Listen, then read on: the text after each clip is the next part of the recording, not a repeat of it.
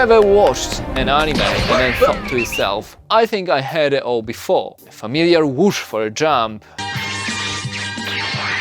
or just a couple of recycled sounds. Over the past few years, I've noticed a concerning trend. The same sound effects popping up across different shows.